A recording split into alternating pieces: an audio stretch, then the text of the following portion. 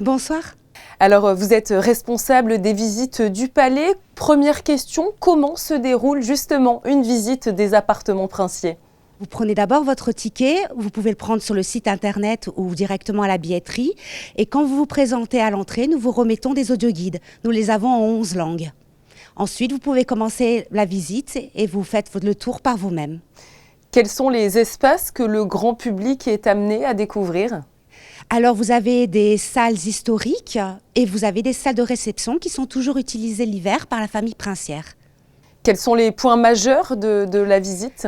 Alors, nous avons bien sûr la galerie d'Hercule où je me trouve aujourd'hui, qui est utilisée par la famille princière et où vous pouvez voir de magnifiques fresques qui ont été restaurées récemment.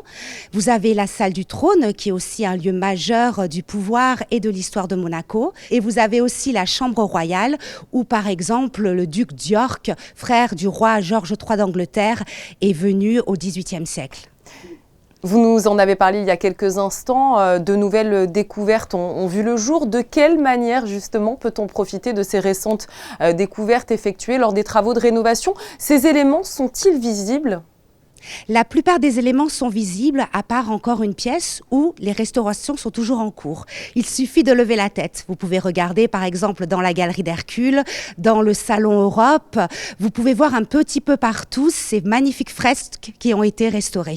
Vous avez aussi dans la salle du trône où les restaurateurs sont toujours présents et sont en train de finir la restauration.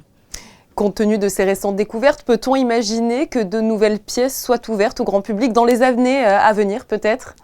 Tout à fait. Nous avons une pièce qui est encore en recherche et cette pièce sera sûrement ouverte au public dans quelques années, avec de magnifiques découvertes. Concernant les nouveautés, est-ce que cette année, il y aura une nouvelle exposition temporaire ou ce n'est pas prévu ? Non, rien n'est prévu pour le moment. Mais justement, il y a 2 ans, nous avons mis des salles comme le Salon des artistes, la salle Albert Ier ou le Salon Régnier III que les gens n'ont pu voir que quelques mois. Donc c'est bien pour eux de pouvoir revenir cette année et les redécouvrir. Vous avez des tableaux sur la famille princière régnante. Vous avez aussi des tableaux représentant des hauts dignitaires des familles d'Europe et aussi des tableaux de personnes célèbres qui ont vécu à Monaco. C'est vrai que l'histoire des princes de Monaco intéresse chaque année de nombreux visiteurs. Qu'attendez-vous pour cette nouvelle saison en termes de fréquentation ?